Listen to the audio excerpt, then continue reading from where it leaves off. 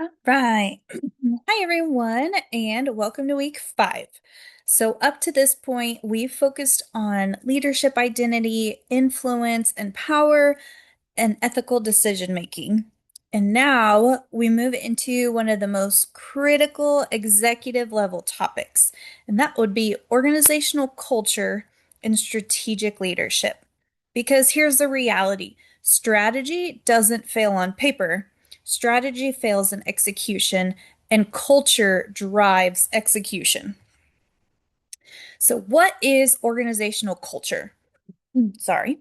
Organizational culture is how decisions are made, how people behave, and what is rewarded or tolerated. And importantly, culture is often invisible, but it drives everything.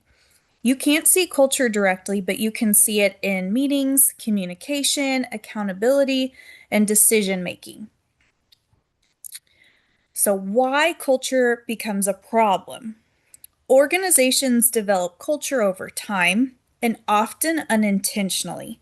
So, common issues include silos, lack of transparency, fear of speaking up, and misalignment with strategy. And here's the key insight: leaders don't just manage culture, they create it, whether intentionally or not. So, here's where the Ford case comes in. In the Ford case, we see a classic example of cultural failure. So before Allen, leaders were not transparent, problems were hidden, accountability was weak, and teams operated in silos. Even though the company had a strategy, the culture prevented the execution. So, what did he do differently? Allen didn't start with strategy, he started with culture. Key leadership behaviors include transparency. He introduced the business plan review. Leaders had to openly share problems, and there's no more hiding issues. 2, there was accountability. So leaders were responsible for outcomes, not just reports. 3, a one team mindset. He broke down the silos. He said something along the lines of, "We succeed or fail together." And 4, consistency. He reinforced the same behaviors over and over. And this is critical because culture change is not one decision, and it is repeated leadership behavior over time. So, as we transition into our assignments, first you're going to have your discussion. So, for your discussion, you're doing 2 things. Of course, we're going to analyze the case, ask what cultural problems existed at Ford, and what did leadership do to fix them? Kind of gave you some hints up there earlier. And 2, personal reflection. What was the culture in your organization? And did leadership shape it or ignore it?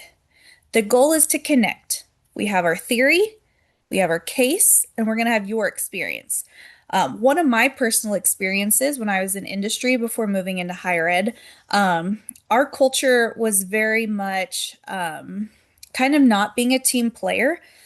So we had I was a business analyst, and there's one other business analyst at corporate, and he would not share any of the information that he knew. He would not share how to make queries, how to gather information, which reports go where, what all the connected data is, because he believed like that made him more valuable. So if he held on to it, he was the only one that knew this, then they couldn't let him go or replace him because he was the only one that knew.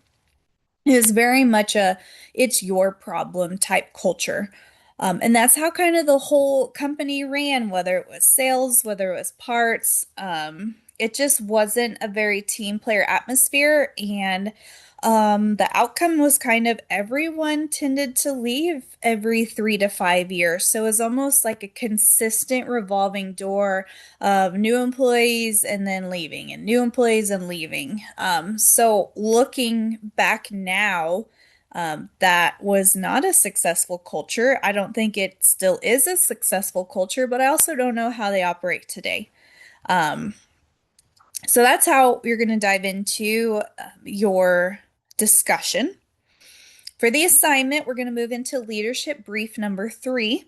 So, culture and strategy alignment plan.